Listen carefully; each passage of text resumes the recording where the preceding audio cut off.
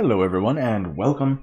We was on a little holiday hiatus and now we're back to creating the best content that we can for you, our users, and whatever your campaign, one shot, whatever it might be. So today we're going to be doing villages, towns, cities, and capitals, all within the fantasy world style. That means where to put them, how to put them together, distances, how many, etc. We're going to be covering all of that stuff.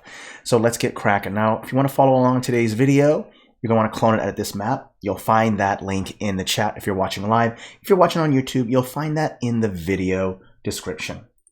Now, first, when you're ready to put down your points of interest, or what I'm going to refer to as POIs, just an abbreviation, or not abbreviation, but shorthand, POIs, points of interest, it's always best to have your terrain or your landscape done first. That means your mountains, your lakes, your cliffs, your hills, your trees. It's good to have all of that terrain done first before you start putting down icons or POIs, because it's hard to know where to put settlements if there's not land already there. So it's kind of an obvious.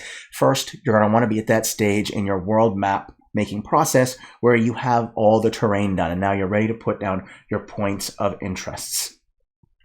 Now, for me personally, whenever I decide that I want to do a point of interest, the very first one that I put down is where you start. Okay, now, if it's a campsite next to a city, then put down that city. If it's a village, make it a village, whatever it might be. So that's really, really helpful because now you have a point of reference where your players are starting in this campaign on this world map. So the first POI that you generally should put down is where your players start. Now, there's going to be a lot of different villages, cities, towns, and capitals and all that stuff on your world map because they're the most kind of generic settlement in a world. So what I like to do first is, after I've done all the terrain, is to put down some borders. What the borders will do is kind of help to establish countries or nation states, and you'll know how many capitals to put in a region or whatnot. So one capital per nation state. If there's perhaps a civil war, then go ahead and put down 2 capitals, right? So always keep up those kind of borders. This is not a political map, but it can be. But for now, I'm just putting down the borders so that I know what each nation state is. And then I have a general idea where capitals and all those other generic points of interest are going to be. If you're kind of curious where to put your borders, the truth is borders are lying along major waterworks like rivers, lakes, the ocean, mountain ranges, steppes, whatever it might be, those kind of things, even forests, those can act as natural borders. So whenever you have like a mountain range, it's not a bad place to where to put your border at, okay? If you're not sure how to make a border, just use the path tool to make your border. It's not complex, okay? So I have my borders here, and when it comes to deciding what kind of points of interest, that meaning should I use icons, those little simple markers, or should I use something more detailed so I can actually see maybe a couple buildings or something if there's in a city, or maybe several buildings for a capital? How is it that I know whether or not I want to use a simple icon or I want to make a more elaborate kind of icon out of stamps? And there are 3 things that really decide that. The first one is scale. If you're going to have a lot of points of interest, and I mean a lot, then maybe you should use icons instead of detailed points of interest, because there's so many of them, and you as a DM don't have time to create every single little intricate little detail on these points of interest. So maybe a marker or an icon will work better. There's also scale. If you're the kind of person who wants things to be closer to scale, perhaps a marker or an icon or a symbol would work better than a more detailed point of interest, okay? And really, it's an artistic choice as well, whether you as a DM want to have your points of interest to be more detailed or not. That's really up to you, okay? So the first one we talked about was icons or symbols, okay? And what you can do is use what's called just your regular icons. All right, and there are some basic ones right here. You'll find these in the free version. It's in the basic pack. And I've just used these 4 symbols to represent my 4 basic settlements, your village, town, city, capital. Remember, village being your tiny, being the smallest, the capital being the largest. Okay, so when you create your capital icon, make sure that it kind of stands out and it's a bit different, so it's very clear that it is a capital. Okay. Now, I've placed icons all over the map, and you might wonder, well, how is it that I decide where to place icons? Well, it's not too hard where to place a POI. Obviously, there's going to be close to a water source, so a river, a lake, or the ocean, maybe not as a water source, but as a food source, fishing, and things like that, an oasis. Anything like that is a great place to put any kind of settlement, whether it's a village or a capital. So always keep in mind that, all right? There's obviously going to be settlements all along the borders as well, right? There needs to be villages, towns, cities, or whatever that can defend borders against invaders. So it's always good to also put points of interest along your borders, like you see right here along this lake, over here, and I've got one close to the border here. So it's not a bad idea to put a lot of your settlements next to borders, as well as water sources, anything like that. The other locations that are great are on top of hills or mountains or whatever terrain. Remember I mentioned you should put terrain down first. That way you know where to build your settlements or put your settlements. Notice that I have a capital right here on top of a hill. That makes sense, right? A hill is a defensible position. Armies have to go up, climb up to attack the city or the capital. So hills, mountains, karsts, jagged mountains, whatever it might be, all of those things are great places for you to put your points of interest. Notice here I've got some craters over here and this more kind of flat land right here.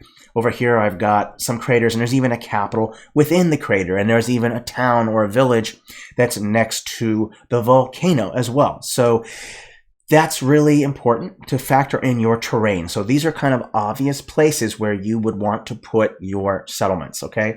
So that's really the simplest breakdown about where to put POIs, and of course, deciding where you want to put them. And for me, I generally like to place I like to put more villages than there are towns, more towns than there is cities, and of course one capital per nation state, unless you're in some kind of civil war, maybe even several civil wars where you could create several capitals within a region. Okay, so that's really up to you and what's going on in the political background.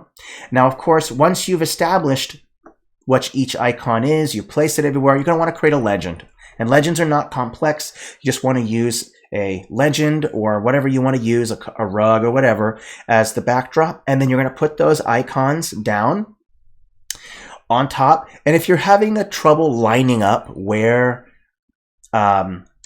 the text and the icons are going to be, turn on that grid, because the grid is a great way to line things up so that way things aren't little cattywampus or out of place when you're putting down icons and text down on the legend. So the grid is really, really helpful.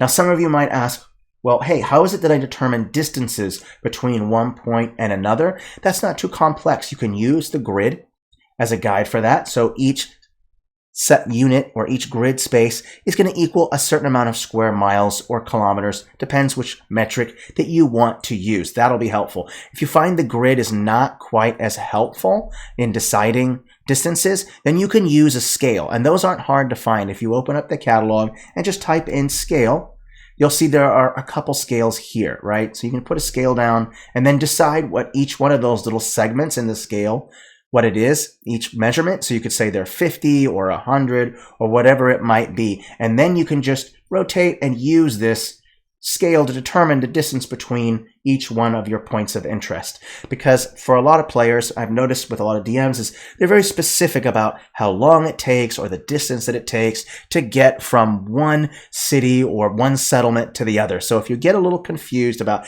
how to do distances, scale or the grid. Hey, first time chatter, young Stamp it. Welcome, by the way. Glad that you are here. Okay, so that's really simple when it comes to putting the distances together. Now, some of you might say, well, I don't have that many points of interest. I only have maybe a dozen or so, and you want to have a little bit more detailed icons or detailed points of interest. And the way to do that is to put together a point of interest on your own. So I'm going to go ahead and put up this little guide right here. And this little guide is going to help you to kind of figure out how the process of putting together a point of interest. Okay, so really, like we said, you start with terrain first, right? Notice that number one is create the landscape. Hills, craters, doesn't matter what it is, whatever it might be. And if you're not sure what kind of terrain it is, that's not complex. Just look at the area that you're going to put the POI. Check this out. So if I decided that I want an elven settlement, like I have right here, this elven city, then I might want to look at whatever the terrain is around where I'm going to put that point of interest, right? And you'll notice that I've got some green mountains, some green hills. Well, guess what? Then it's very obvious that the terrain that you want to use for your point of interest is going to be a very similar hill or a green hill or whatever. So one, create the landscape. That's going to be whatever, hills. Two, you want to place what is called the centerpiece. That's going to be the most important piece. For a city, it could be a tower. It could be a citadel. It could be a cathedral. It could be whatever it is you want to be. That centerpiece is what is going to be the most eye-drawing element within this composition, okay? And I usually like to use a large hill or mountain or whatever to put the centerpiece on, and then there are some small hills that you can put other stamps around it, okay? So after you've added the centerpiece, you'll add the extra buildings, or what I call auxiliary buildings, okay? So that might be a house, a building, a market, whatever it is that you want it to be. So you place those down, centerpiece on the big hill. You're going to add the extra buildings on these two smaller hills, or one on a hill and then maybe one on the ground. That way it's more dynamic, right? One on a large hill, medium hill, one on the ground. After you've done that, then you want to add some trees or whatever it is you want, some spikes on the ground, bushes, water, whatever it might be. And I like to use the trees to hide the line work underneath. Notice carefully that there's the line work right here. I take the trees and I cover up the base of the line work of the tower and those other buildings to kind of not make it look as awkward. And so the trees create an extra layer of transition between the landscape and the buildings. All right.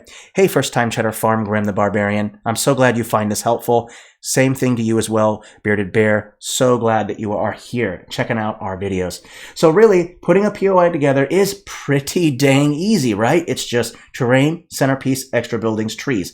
And the beautiful thing is that when you're making something as simple as a village, you might only need a hill, a one building, and a couple trees. And that's as simple as it goes, right? So factor in the theme, then you can decide the terrain and then the buildings, okay? Now let's go ahead and make a POI. I want to show it to you firsthand making one instead of just showing you a diagram so that way you know how I put it together. Since we did an elven thing in the first place, let's do that here.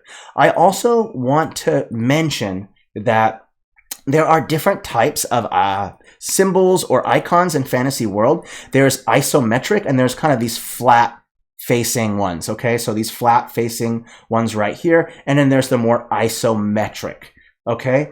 So orc icons and then the isometric orc buildings. So really, you need to decide what graphical projection or style you want your POIs to be. Will they be isometric or will they be flat like the ones up here that you see here? You need to make that decision.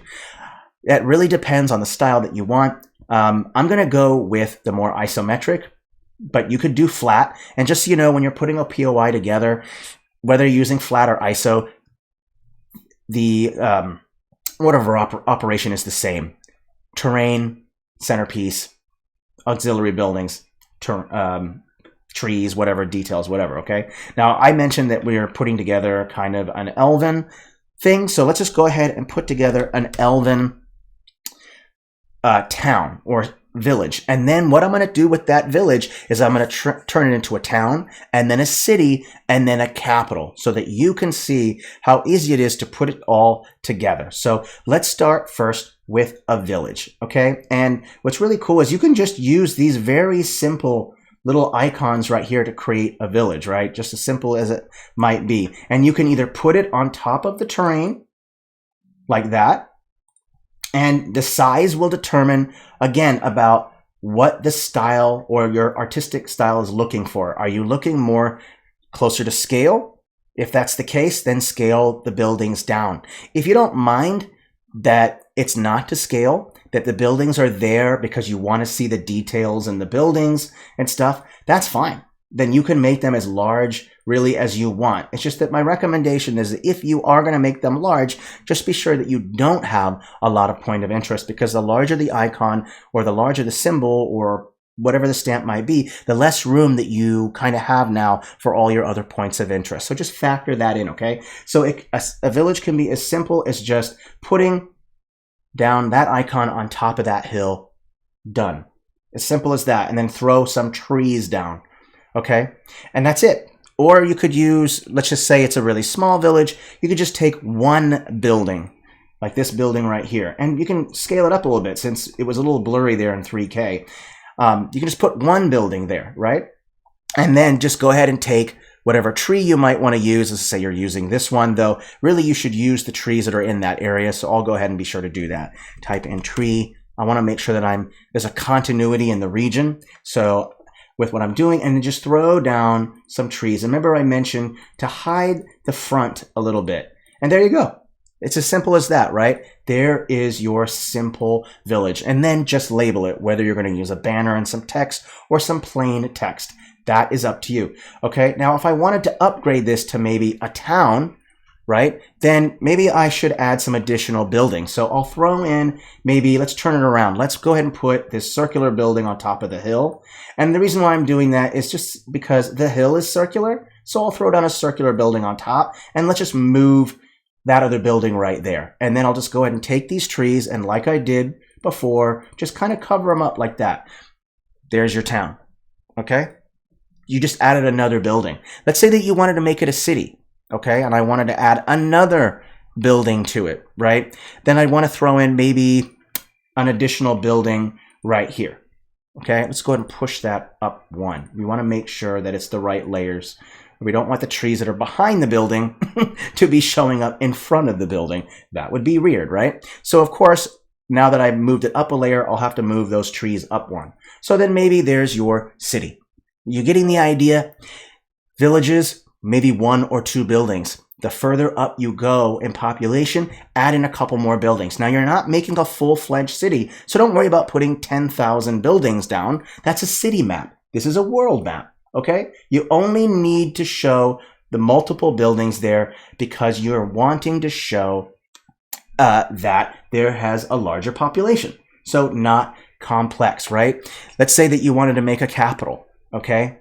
Then let's talk about how we're going to do that, right? Let's go ahead and take a hill. This one's brown, but you know, I'll show you a nice little trick. Even if you had a green hill and it didn't match with the text, or I'm sorry, not the text, but the texture beneath it, little trick, blend mode, go to luminosity, boom, and now it's green. If it's too dark and doesn't match, you might have to change the brightness a little bit. So all I got to do is just boost the brightness, and then boom, there you go. It matches, right? Not complex. Now I showed you isometric. Let's do a flat-facing one this time with a POI, okay? So I'll go ahead and just type in Elven in the search function, and some Elven stuff will pop up. And you'll see this nice building right here. This will do just nicely. We'll just put that right on top of the hill. Just make sure it goes up a layer. And there you go. It's really quite simple. And if you feel like it should be a little bit bigger, then just select them both like this, and then just put it right in there. That's it. Okay? Obviously throw in some trees as well to kind of cover up the line work and to cover up some of the base of the hills. So very simple, easy to go, easy to do, okay? So not complex, super simple, very easy, right? It's just terrain, centerpiece, details, or auxiliary building details, right? Let's make a couple more. We got about 11 minutes left in this stream, so let's make a couple more. Let's try something different besides Elven. Let's go with maybe this volcano right here. Maybe I want to put maybe an orc, some kind of orc capital. I had put one in that crater right there. Let's go ahead and do that. So let's go ahead and use isometric. Notice that I just type in orc and the orc stuff will pop up. I'll just go ahead and take any one of these. There's a capital right here. Let's just take this one right here. And I'm just going to scale it down just a little bit and then just put it right there inside of the crater. Okay, there you go. That's it. And I didn't really have to do much. You can either put some dead trees around the crater to add, or you could make some lava. You could take a path, choose yellow as the base color, and the shadow, make that yellow. And then what we'll do is we'll go ahead and put that down real quick first so I can kind of see it. And I'll go ahead and scale it down. Let's make sure that, oh, sorry, my path is going to be, the shadow is going to be red, sorry. Red on the blur. Let's bring the blur down and let's change that blend mode to, let's say, overlay. Okay, that looks about right to the light source there. Perfect. Okay, now we can go ahead and just pretend as if there's some lava kind of just going, kind of coming out of the crater there, right? Just some extra details. When it comes to details, it's all decided about the terrain, right? So my details was lava instead of trees, right? I'm in a barren volcanic wasteland. Kind of makes sense to throw in some lava as my detail. So not complex, very simple. Now there are some other cool, fun things that you can also do to make your POIs pop out more. There's all kinds of fun stuff. You could select one. Like, let's select this, and maybe because the theme is fire here, let's go ahead and turn on my object shadow, and you'll see a black shadow there. Let's make it yellow or red. Okay, I'll make the intensity here. We're going to bring the blur down, and you can just create a shadow underneath it. Let's even change it up to where the shadow is not underneath, but above it, like this. Let's go down a little bit more. You can even do stuff like that, right? And what you're doing is just highlighting the POI so that it pops out, right? Not complex. Pretty simple stuff. And you can change that to any color you want. If it was an elven building, then maybe you want to make the shadow green. If it's a desert building, make that shadow yellow, right? Because of sand. It's up to you, okay? It's not complex. That's how simple it is putting together POIs. It's really helpful to have that terrain, right? Let's say that I wanted to maybe put like a settlement on a lake. How would I go about doing that? Okay, let's go ahead and put down maybe like a hill, and I'm gonna go ahead and turn off the blend mode luminosity and just make it normal color, so brown, or you could change it to whatever hue you want. Notice I can change it to any hue that I want, and I can change the saturation. Change it whatever hue I want. Let's say that maybe I just want to put like a little village on an island in this lake. Not complex, right? Let's just go ahead and choose an icon. I'll choose human for now, but it could be any race that you want, not complex. And there's these single human buildings right here. So just go ahead, just go ahead and put one simple building on top of the hill. Like that, and there you go. Now you have a lake village, right? Maybe you want to have a mountain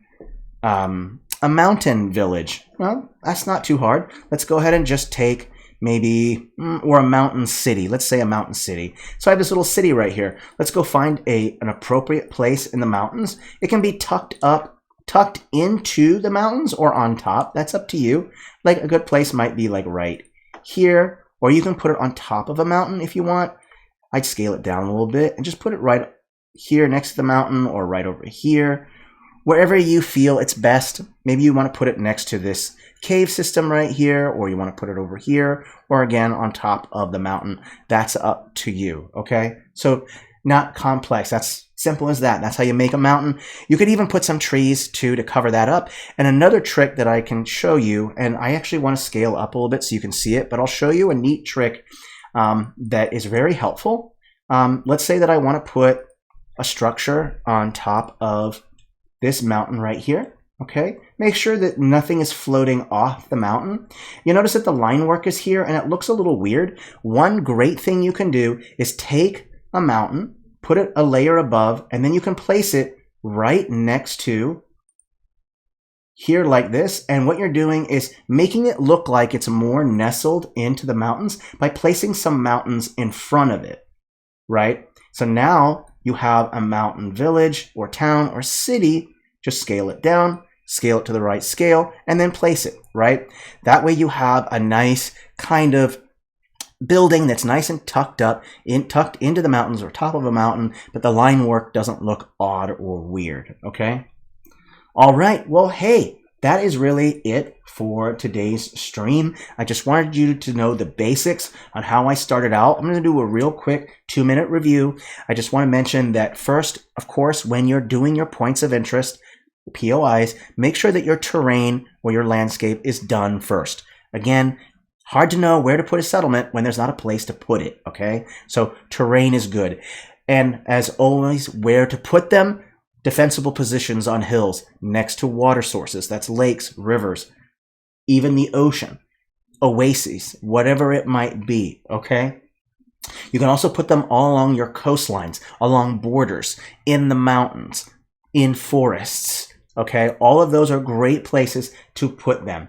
If you get confused on where to put your capitals or villages or how many to put to a region, put your borders first. Whenever you put down borders, then you know how many villages, you can kind of calculate how many villages and how many towns and cities that you have within that, okay? And of course, one capital, if it's a nation state, maybe you're in a civil war, have several capitals, 2 capitals to kind of indicate that there's political upheaval in a region, okay? All right, well, hey, that's it for today's stream.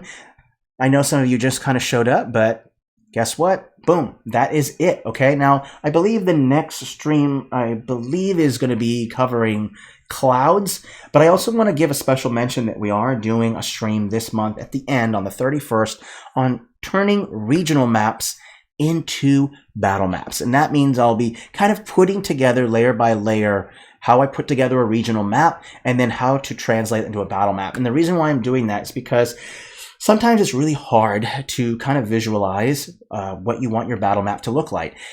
If you have a regional map, then you have the dimensions, you have the scale, you kind of have it put together, and it's easier to glean from that image on how to make your battle map. Now, for those of you who don't have time for that, feel free to just grab an image online. But for those of you who do like to create regional maps or just want to get better at regional maps, maybe the first episode or 2 would be good for you on how to put regional maps. And then once we finish that, we'll put together the battle map, okay? All right, so thank you everyone for watching. Thank you so much. Please subscribe to that channel. If you have any questions, maybe you have some feedback that you want, please leave comments in the chat here, or you can go ahead and put them on YouTube. This video is going to be uploaded to YouTube as soon as it's done, so it'll be sometime today. So if you missed it, you can go ahead and watch that. All right, thank you so much. Please stay safe and healthy, and merry map making, everyone. Auf Wiedersehen.